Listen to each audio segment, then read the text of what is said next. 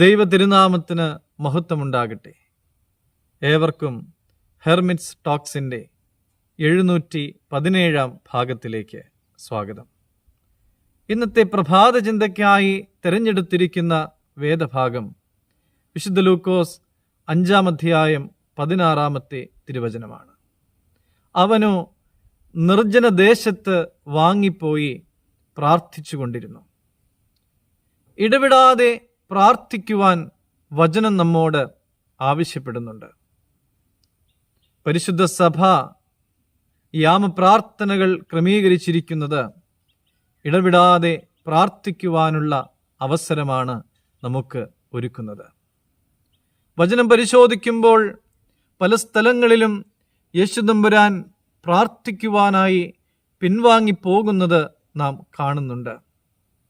സുവിശേഷത്തിൽ ഉടനീളം യേശുതമ്പുരാൻ മലഞ്ചെരുവുകളിലും കടൽ തീരങ്ങളിലും പട്ടണങ്ങളിലും ജനങ്ങളെ പഠിപ്പിക്കുകയും തൻ്റെ അടുക്കൽ വന്ന രോഗബാധിതരെയും ഭൂതഗ്രസ്തരെയുമൊക്കെ സൗഖ്യമാക്കുന്നതും നാം കാണുന്നുണ്ട്.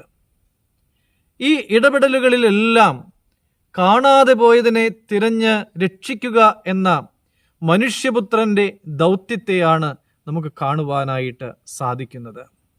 ഓരോ ദൗത്യത്തിന് ശേഷവും യേശുതമ്പുരാൻ നിർജ്ജന ദേശത്തേക്ക് വാങ്ങിപ്പോയി പിതാവിനോട് ആശയവിനിമയം നടത്തുന്നതും നമുക്ക് കാണുവാനായിട്ട് സാധിക്കും.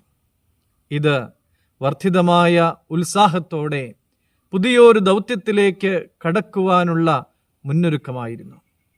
മറ്റുള്ളവരെ ശുശ്രൂഷിക്കുവാനും സഹായിക്കുവാനുമൊക്കെയുള്ള നമ്മുടെ വിശ്വസ്തമായ ശ്രമങ്ങളിൽ യേശുതമ്പുരാൻ പിൻവാങ്ങിപ്പോയി പ്രാർത്ഥിച്ചതുപോലെ പ്രാർത്ഥനയിൽ ആയിരിക്കുവാൻ നമുക്കും സാധിക്കണം. പ്രിയമുള്ളവരെ, അങ്ങനെ പ്രാർത്ഥനയിലൂടെ പുതുക്കം പ്രാപിക്കുവാനായിട്ട് നാം പരിശ്രമിക്കണം. നമ്മെ വീണ്ടും കവിഞ്ഞൊഴുകുന്ന അവസ്ഥയിൽ നിറയ്ക്കുവാൻ കഴിയുന്ന നമ്മുടെ ദൈവത്തോടൊപ്പം പതിവായി സമയം ചിലവഴിക്കുവാനായിട്ട് നമുക്കെല്ലാവർക്കും സാധിക്കണം. അതിനുള്ള കൃപയ്ക്ക് വേണ്ടി ദൈവസന്നിധിയിൽ നമുക്ക് യാചിക്കാം. ദൈവം അനുഗ്രഹിക്കട്ടെ.